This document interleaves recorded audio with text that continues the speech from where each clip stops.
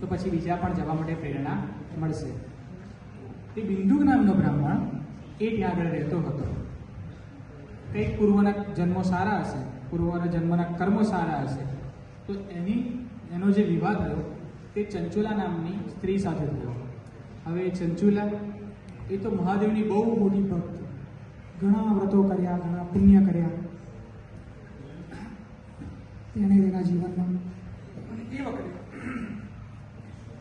એ સમય દરમિયાન જ્યારે બંનેનું લગ્ન કરવામાં આવ્યું ત્યારે ચંચુલાને ખબર નથી કે આ અધર્મી છે, આ દુષ્ટ બુદ્ધિવાળો છે. કે નગર એવું હતું એટલે આ દુષ્ટ બુદ્ધિવાળો હતો. ચંચુલા ભગવાનના વ્રત કરે, જપ કરે, ઉપવાસ કરે, નિયમોનું પાલન કરે એટલે પેલાને ગમે નહીં કે આ તો કાયમ ભગવાનની જોડે જ હોય છે. પત્ની મારી છું અને ભગવાનની કરું છું પૂજા, પૂજા મારી કર પગ મારાડા ભાઈ. બિંદુકે એવું કીધું.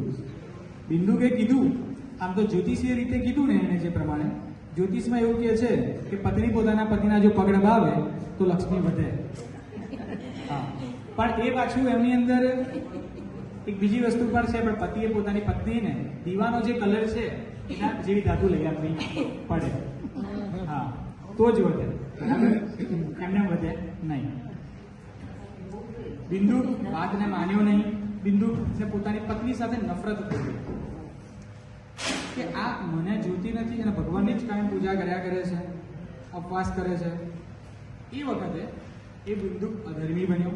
તેણે બીજી સ્ત્રી સાથે સંબંધ બાંધ્યો અને એ સમય દરમિયાન એને પેલીના પ્રત્યે જે પ્રેમની આસક્તિ હતી તે ઓછી થવા લાગી. જેમ જેમ સમય ગયો એમ એમ આ વાત ચંચુલાને ખબર પડી. ચંચુલા ખૂબ પશ્ચાતાપ કર્યો, જીવ બાળ્યો. ચંચુલાને થયું કે આ બિંદુને મારે કોઈ સબક શીખવાડવો પડશે. એ વખતે ચંચુલાએ પણ આ કેવું કે ગધેડાની જોડે ગાયને